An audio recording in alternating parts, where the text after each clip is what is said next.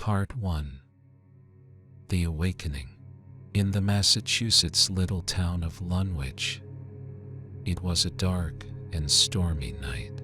The old Victorian home where Richard Baxter resided was shaken by thunder and lightning that lit up the sky.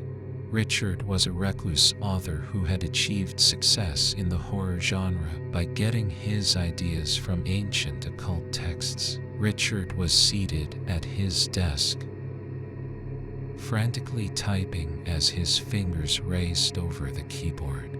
He was composing his most recent book, an account of unfathomable terror that he thought would become his masterpiece.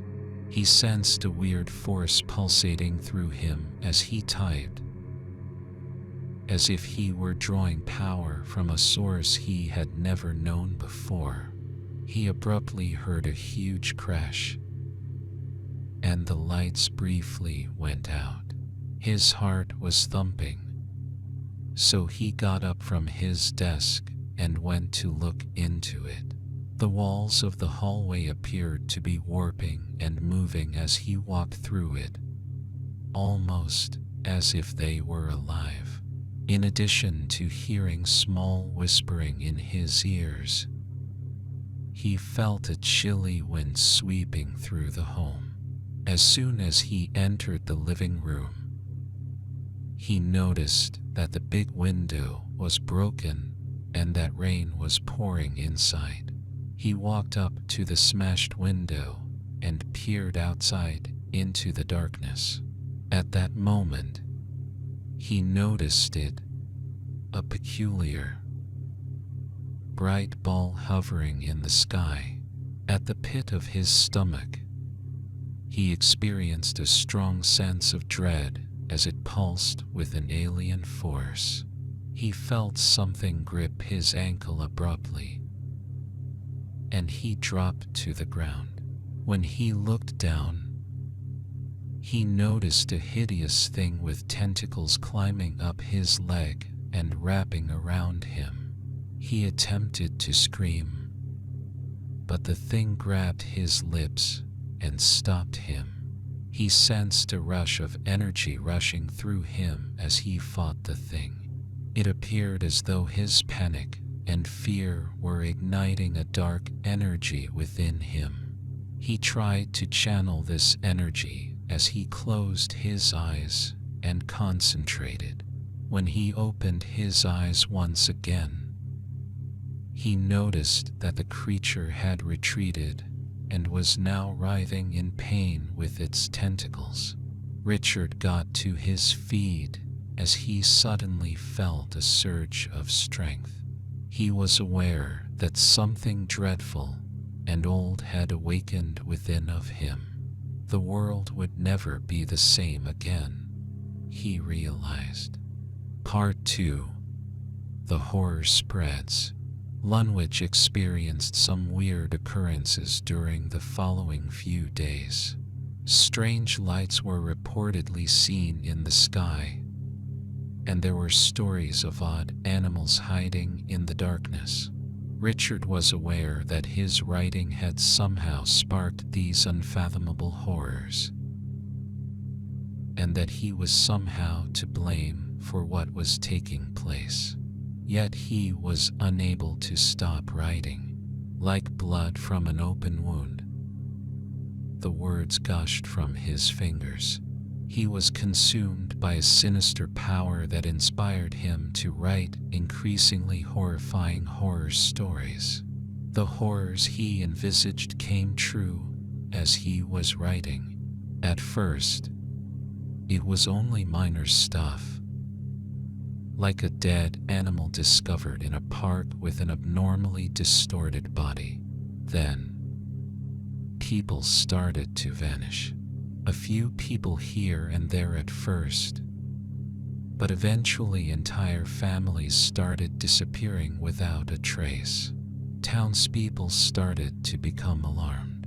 They organized a posse to look for the monsters they thought were to blame for the disappearances, but they were unsuccessful. It appeared as though the evils that had overtaken their community were beyond their comprehension. Richard kept an eye on the chaos from his window.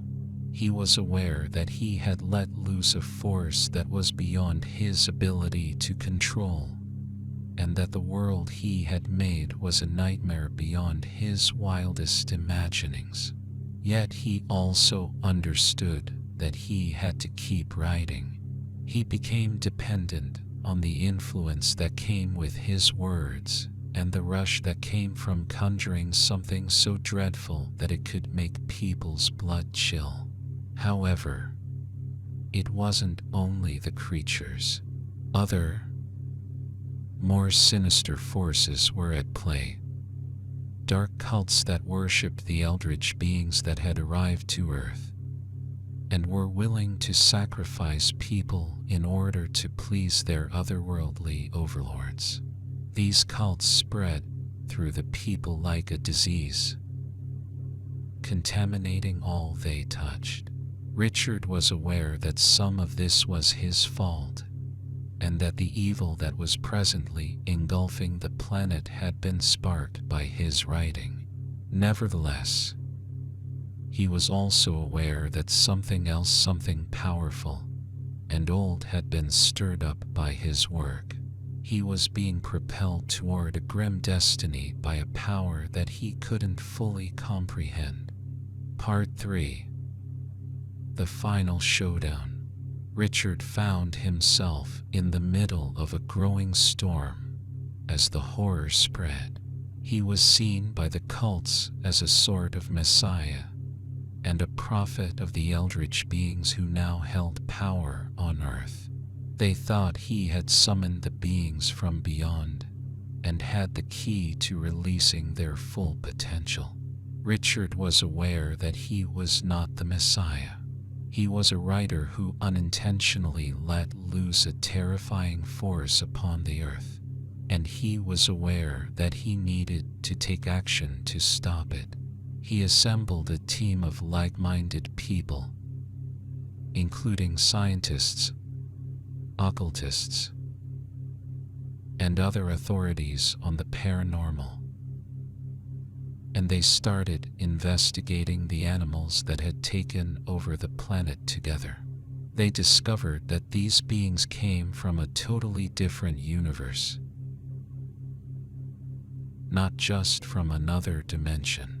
They could only be defeated by utilizing weapons of a similar kind, since they were not constrained by the rules of physics or reality as we know it. In order to violate reality's fundamental laws and send the creatures back to their original location, Richard and his crew started working on a weapon. They were aware that it was a risky task, but that it represented the only hope for humanity. The day of the decisive confrontation finally came. Richard and his team traveled to the enormous temple dedicated to the eldritch entities that now dominated the Earth, which was located in the center of the cult's stronghold. Even knowing that they would endure unspeakable traumas, they were adamant about putting an end to the lunacy once and for all. They were attacked by the cult's minions, repulsive hybrids of monster and human. As soon as they entered the temple, they engaged in a fierce battle, destroying their assailants with the weapons they had created. But the high priest, the cult's leader, was standing by for them. The visage of the high priest seemed both alien and strangely familiar. He was a towering man.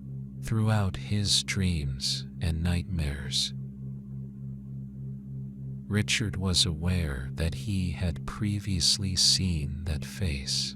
He was aware that this was the force pushing him into his terrible destiny.